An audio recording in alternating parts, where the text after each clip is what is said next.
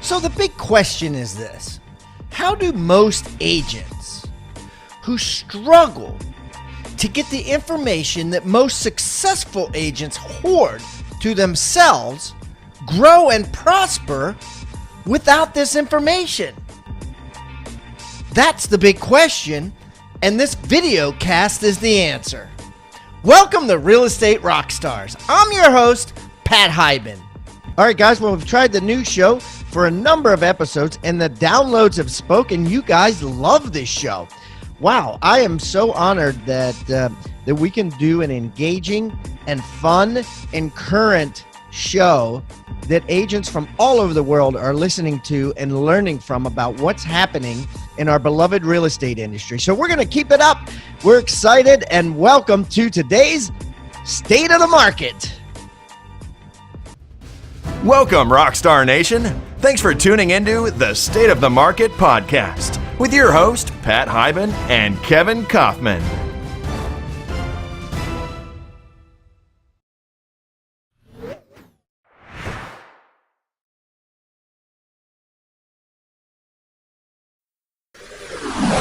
Hey, how's it going, Real Estate Rockstars and Next Level Agents? This is Kevin Kauffman and Pat Hiban. Pat, how you doing, brother? Good, buddy. I think I'm going to last. I'm having some internet issues here, so I'm on my phone and on the old-fashioned headset that you get with the iPhone. So I'm wondering if this will come through clearer than my professional microphone does. Nice. We'll soon find out. Awesome. Well, I'm doing the same too. I bought a microphone and decided I didn't like it, and that I like these Apple earpods, if you will, whatever they're called, a lot better. So, well, hey, buddy. So, State of the Market. You and I just get done talking about quite a few different things, and we're kind of going through what we're going to discuss on today's show. A lot going on in the world of real estate. But I think the one thing that jumped out at you and I both the most that I think would be remiss if we didn't lead off with was Oregon enacting the nation's first statewide rent control law. And what do you think about that, Pat? Obviously, I know you've got some experience with rent control. And so I'd love to hear your thoughts on this and your take. Yeah, so, my personal experience is I have a bunch of houses in College Park, Maryland, which is right by University of Maryland. And it abuts a town called Tacoma Park. And Tacoma Park is like one of the only municipalities in the state of Maryland that actually has rent control. And so College Park, Maryland decided one year that it was going to institute rent control. And what they did is they came up with this diabolical plan where they were going to basically send out a letter to all landlords, including myself. At the time, I owned 7 houses there. And they sent out letters about all my 7 houses and demanded that I send in a lease. Yeah, they said, send us a copy of your lease. And I was in a landlord group, I'm still in the same landlord group, but we had a landlord group, of course, which everybody should be in if you own several renters in the same neighborhood or area. And there was a landlord group, and the consensus at the landlord group was practice civil disobedience, right? They were like, screw it, don't do it, don't mail them anything. So I didn't mail them anything. Some people did. But what eventually happened was, they thought they were going to be able to control like 3,000 rental units with one part-time employee, and the part-time employee was unable to get anywhere. Like literally, it would have probably taken 4 to 10 full-time employees to enforce it, to come from nowhere and get leases from people. Many different landlords, and then try to control and find out what they're charging. Are they charging above? So it fizzled out. Like it literally, I think it's like still on the books 10 years later, but it just was never instituted. And so, it just went nowhere, and it didn't go anywhere. So, I hated it. We actually, as a landlord group, we actually hired a lawyer. We collected $400,000 collectively and sued the city. And I don't know if that was the reason why they stopped it, but I think it was a collection of this huge lawsuit plus the fact that they just didn't realize what they were getting into. It was like some politician's idea who was new on the council, and they instituted it and voted for it, and then had no idea what it meant. So anyways, the problem with with rent control, of course, is that people, number one, they abuse it. They'll keep apartments and not live in them, and let relatives live in them, and they'll stay like that forever and ever and ever. And number two, the landlords always find a way. I know a lot of people in California who have rent control buildings, and the way some of these rent control buildings are set up is that if you're in them, your rent can't be raised but a certain amount per year. But as soon as you move out and then someone else moves in, you could bring it up to market. So what they would do is they would turn off the hot water boiler.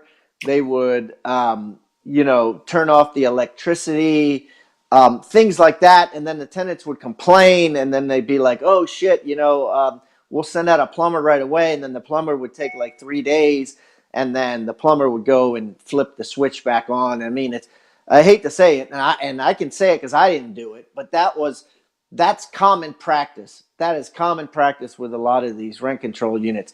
And then the tenants basically move out, right? Because they're like, this place sucks. The power's always going out, or the water's going out. And then when they move out, then you can raise it, right?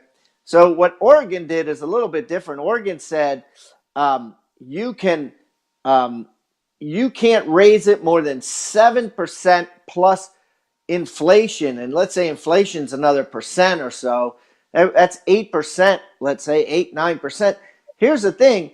That's not bad, right? I don't raise my rents more than that anyways. If I have a rent for $1,000, 5% would be raising it to $1,050 a month, which would be $600 more a year.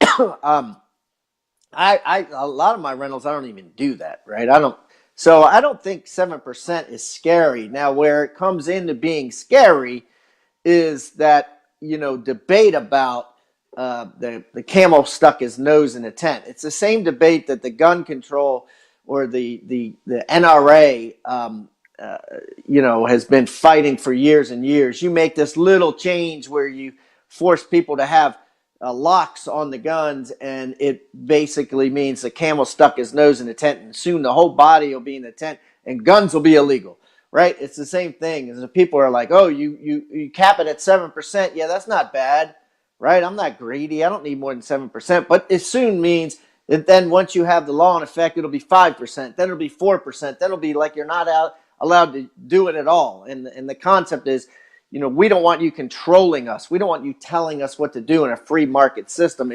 If the rent is the market for the rent is X, I should be able to charge it in a capitalist society. And I think that's where the argument comes in. Yeah, I agree. I guess I'm just looking at the outside reading 7% plus inflation. To me, that seems like not a big deal at all. But in fact, gosh, I can't even imagine. Even if inflation was only 1%, raising the rent 8% every year seems, or just having the ability to, number one, seems more than reasonable to the landlord. To me, it seems like it could even be a little bit high, depending on what the beginning number is. But yeah, my number one concern would be, okay, on the surface, that's okay. What does that lead to next? Does that lead to bigger problems down the road? Who knows? The one thing I do know is you look at the state of Oregon, particularly I know in the Portland area, like prices have just been on the move, right? They've been rising for a number of years. I don't know what it's like, obviously, to own rentals in that state, but I'm really curious. I know we've got quite a few Oregon agents here inside the Next Level Agents Facebook group, and I'm sure who listen as well to Real Estate Rockstars regularly. I'm curious what some of those folks who have either rentals themselves or have investors as clients, what their kind of thought process is, if they're getting any sort of feedback so far Again, on the surface, I think this looks like it's probably pretty good for everybody. My bigger concern here is, what does this lead to down the road? As you said, you let the camel's nose in the tent. What happens next? Why waste thousands of dollars and countless hours on training that never touches on what matters most? How to make more money in real estate. For just $7, you can start a 1-week trial at Rebus University today. And what that means is $13,000 worth of real estate courses on how to make more commissions will be available to you for $1 a day. It's all you can eat. Go in there and take them all if you can. Only $7. To start your 7-day all-access free trial, go to futureofrealestatetraining.com. These courses are guaranteed to get you more listings, more leads, and more commissions. Futureofrealestatetraining.com, or just text the word trial to 444-999. That's TRIAL to 444-999.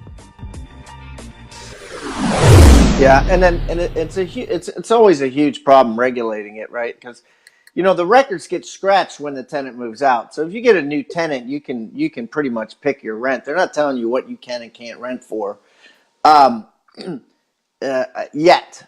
What they tried to do in College Park, Maryland, is they tried to say that your monthly rent, and I'm trying to get this by memory, can't be more than 1.1% of your property tax assessment. So if your tax assessment was $150,000, your monthly rent couldn't be more than, say, $1,650 a month. The problem that the landlords had with that is that we rent out these houses in a competitive market to dormitories, and the dorm room by the university is like $1,000 a month for a dorm room. And so it enables landlords to use a bedroom in competition with a dorm room and maybe rent a bedroom for half or 70% of a dorm room price. And then the rent is a lot higher than 1.1% of the tax assessment. And yeah, I wouldn't like that at all. Yeah, it was terrible. Especially too, with the assessment now someone else is telling you what the market is. I mean, and then that's how do you track it too? How do you enforce that? How do you, other than sending letters that say mail in the lease? I don't know, and I think it ultimately comes down to, if somebody complains against you, then they'll investigate you, right? And I guess they would have to subpoena you to court or whatever the word is. They'd have to, it would have to be a court thing where we'd have to, I don't know. Anyways, it's interesting. It's a scary slope for Oregon as a government to try to regulate all this. It's going to be an absolute nightmare. I think I did read that they hired a ton of employees. I forget the exact number, so they are prepared at least with an entire team, so to speak. But it's going to be,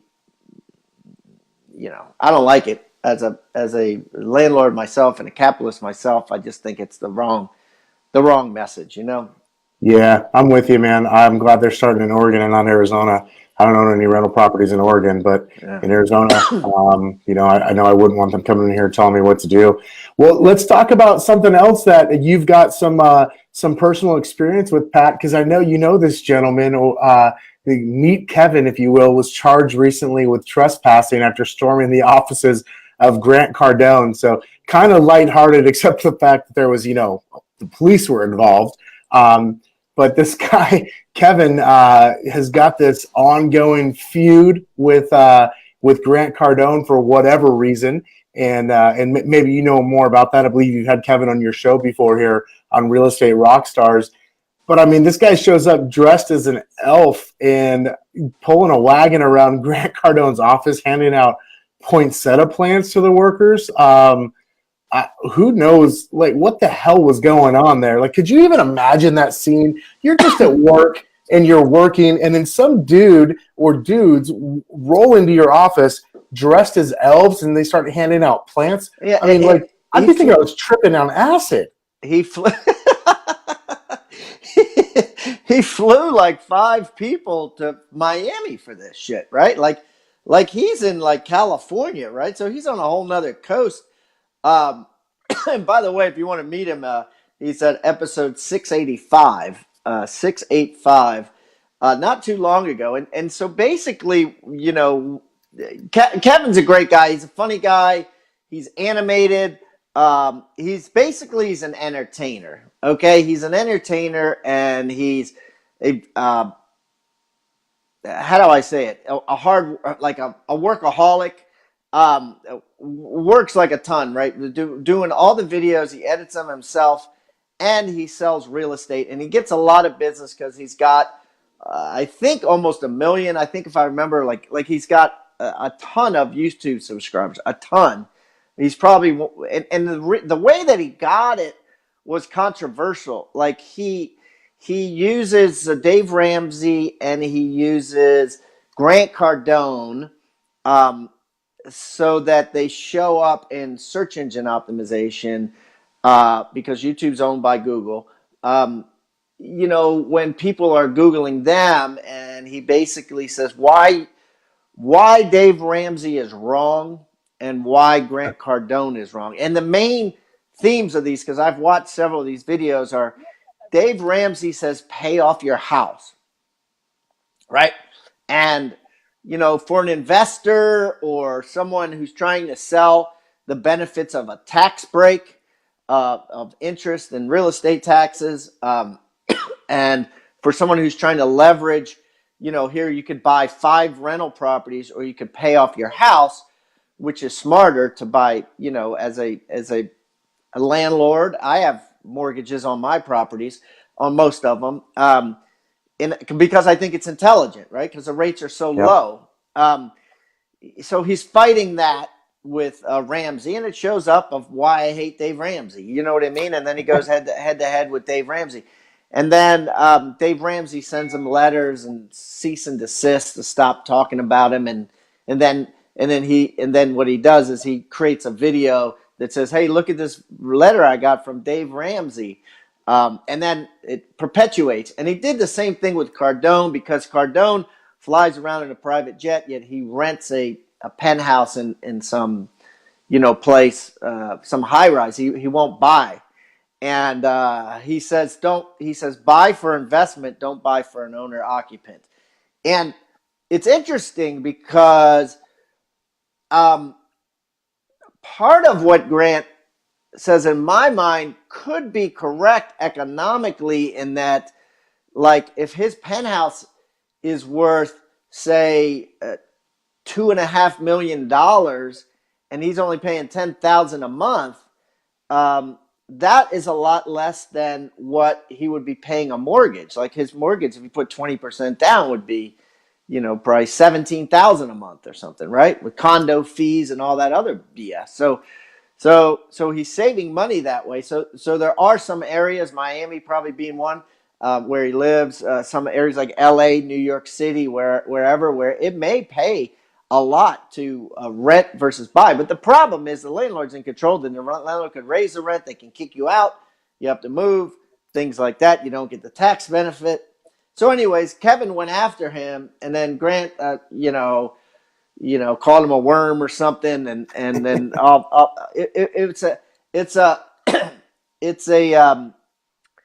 it's a typical scenario of somebody poking the bear, like somebody, punching the bully in the face and running away. And that's what he's done with Cardone and with Ramsey, is he's basically ran up to him and like gave him a wet willy and then ran away, and then it got their attention, and then, now he shows up and gets arrested. I mean, I don't know who does that. I mean, It's interesting. I mean, I see where he's coming from. I had a short sale blog back in the day that, if Facebook Live had been around, to be frank with you, it probably would have been a little bit more interesting. There's a couple cease and desist letters and some calls from legal counsels at a couple major banks to KWRI. Slow that down. So what happened? Oh, we had like you said, like Bank of America sucks. Because I also had the girl on that did that viral video that said why Bank of America sucks. Did you see that one? Yeah, so maybe not my finest moment on YouTube, but certainly a moment on YouTube. And some of these videos have been removed. One because the bank in question, which would have been U.S. Bank, had claimed some sort of I use their image without their trademark, whatever. But Chase Bank, that was an interesting one. They literally threatened the general counsel at KWRI years ago to remove all REO listings from all KW agents nationwide if a certain video that Fred and I had posted on our blog, Short Sale Power Hour, didn't come down. And in a typical Kevin and Fred fashion, we dug our heels in for a little while, right up until I'll just say Mark Willis, who was the CEO at the time, got involved. And while he was very pleasant with me, it was also very clear of our two choices. And so, at the time, we chose to stay at KW. It was interesting, even though they didn't back us on that. But at any rate, so it was because Chase sucked so bad at doing short sales. No, it really didn't have anything to do. The funny thing is, our video had nothing to do with how bad they suck at short sales. I mean, except for the fact that it's annoying, but that was just part of the job. What it had to do with was something in their terms and agreement on their checking accounts, and I don't want to go into it for fear that this strikes up something with their head of counsel. Also, I guess maybe if you call Jamie Dimon at home, maybe you get on their shit list. Yeah. So we had done that a time or two, trying to get a short sale approved. Dirt. Plenty of people make a decent living selling real estate, but how many manage to make millions to become a millionaire? Imagine how much more profitable your business would be if you had the chance to learn from someone who actually made their millions selling real estate. Rebus University instructors know what it takes to build a highly successful, highly lucrative real estate business because they've done exactly that. These self-made real estate millionaires spent years in the trenches, identifying exactly what works in today's markets. And that's exactly what they teach. Right now, we're running a 7-day trial on Rebus University's All Access package. For just $7, you can get access to every course. Every millionaire real estate instructor, there's over 40 of them. 40 millionaire real estate instructors that Rebus University has to offer. You have access to all of them. To start your 7-day free trial for only $7, go to futureofrealestatetraining.com. That's futureofrealestatetraining.com, or text trial, TRIAL, to 444-999. That's trial to 444-999. Hey, real estate agents and rock stars. If you're getting value out of the content in this episode, make sure you like the video and subscribe to this channel. Also, click the little bell icon to be notified about upcoming episodes. And I would also love it if you left a comment and shared the most impactful tips and tactics you've learned from the knowledge shared in this episode, or even maybe make a suggestion requesting a topic of what you'd like to learn in future episodes. I welcome any feedback below. Now, back to the episode. Yeah. I mean, you got to do what you got to do when you're helping your homeowners, right? Avoid foreclosure. Oh, good Lord. But so I see where Kevin, whatever his name, I don't even know what to call him. I guess I'll call him Kevin. Paffrath or something. Yeah, I see where he's coming from. Paffrath. I would tend to agree with him on his thoughts on Dave Ramsey, and maybe not as much on Cardone. I don't know. I just had a similar conversation. I had a thought last night. I had a post that definitely did not resonate with a lot of our members here inside of Next Level Agents about, the stat of the average net worth of a homeowner versus a non-homeowner. And, I just, because I think it's misleading and it's not deep enough. And so I get where Meet Kevin, if you will, is coming from. And I don't know, I'm probably not dressing up in as an elf to go hand out poinsettias at anybody's office, especially not Grant Cardone's, for that matter, because I just don't have the kind of time on my hands. But, I guess he's got like 90,000 subscribers on his YouTube channel, and some of his videos have a couple 100,000 views.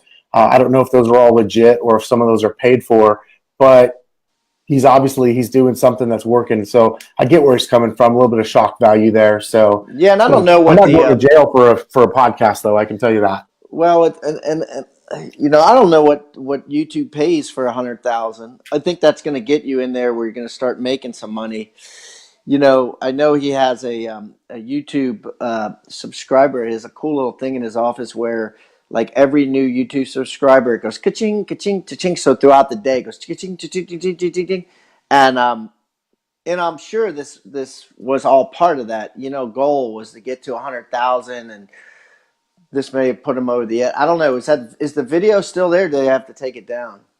I'm on his page right now. He's posted something as recently as a day ago.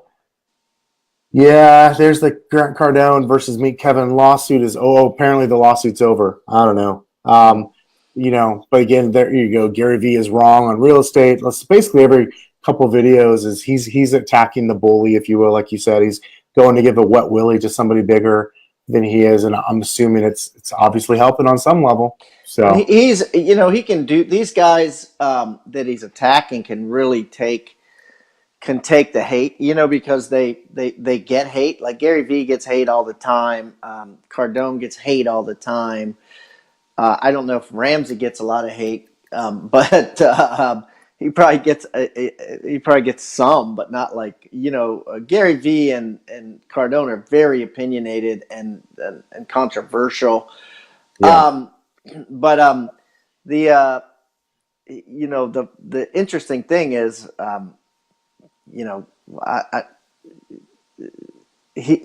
it's working for him, and I guess it's. Oh, what I was going to say is, he did one on Brian Casella, who's an agent. He's got a bunch of YouTube videos and things like that, and it was really, really mean spirited. Like it was. He pointed out that Brian was doing real estate, and then he was renting his house. He like dug into his tax records and dug into his lease and found his all this information. Said how is an agent who's promoting all this, leasing a house and doesn't own a house, and I really felt bad for Brian. I even told Meet Kevin that. I said, Kevin, I was like, a lot of these are funny, and some of these guys are funny that you can punch in the face. But when you go after some of these these little guys, that's bullying. It's bullying. He became the bully in that one. Yeah. Yeah, you get to the point of basically being an online bully, and whatever. That's a whole other topic. He took it down because he felt bad about it. Yeah. Well, I'm glad he did. I wish he wouldn't have done that in the first place, but. Last one, and then we're running a little long, but you and I couldn't help but notice this one too about the judge dismissing the suit accusing Zillow of antitrust over, of all things, Zestimates.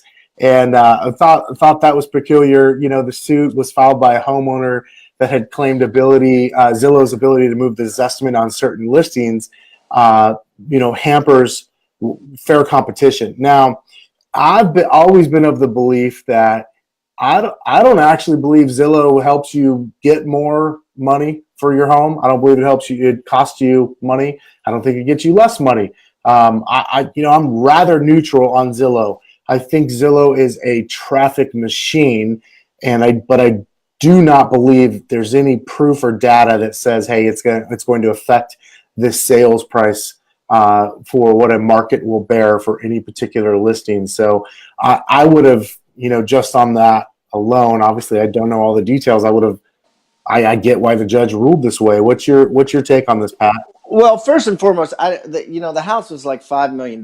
So I think it's hard to get sympathy from, as somebody who owns a $5 million house, and then the Zestimate is 3.5 or something, right? And it's like, oh, poor me, right? So I think that hurt. Also, at the end of the day, the Zestimate is a comparison of comps and comparison of neighborhoods, and you can appeal a Zestimate. But I think what this guy's problem was, he listed with, let's just say, Joe Smo Real Estate, and if you're with Caldwell Banker, Century 21, or Sotheby's, they got a deal with Zillow that they actually pay them money so that if Caldwell Banker has the listing, the Zestimate then goes far away so you can't see it. It doesn't appear under the price. So like his price said 5 million, but then it said Zestimate 3 million, right? So it looked like hell. But if he listed with Caldwell Banker, it would show 5 million, then the Zestimate would be way down at the bottom. So that was his problem. And I don't know the legality of that. Obviously the judge said, hey, that's fine. It's their company. They can do whatever the hell they want. So yeah, I would agree. And to me, I don't know. I don't see it. It sounds to me like a homeowner was upset and decided they'd go after someone because their multi-million-dollar property didn't sell for the price they wanted. I think that most courtrooms have seen more important cases in their time, and I'm glad they threw it out. I actually hate to even think about how much government money and time was wasted on this, man.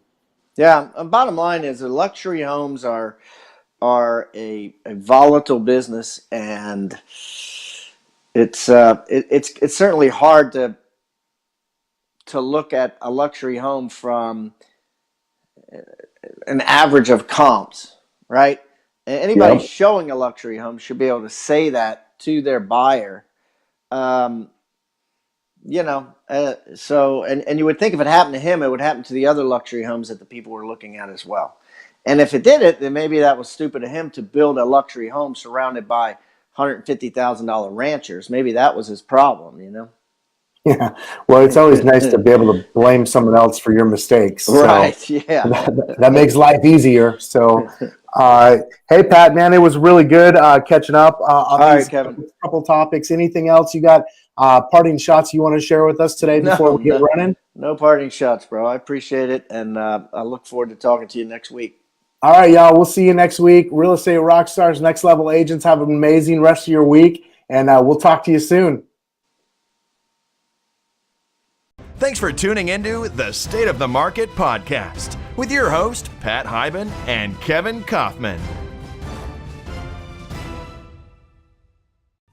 Thank you so much for listening to the State of the Market. If you have any news you would like us to cover, please go to Next Level Agents on Facebook or send an email to info@rebusuniversity.com. That's info@rebusuniversity, REBUS, university.com, and we'll be sure to bring it up.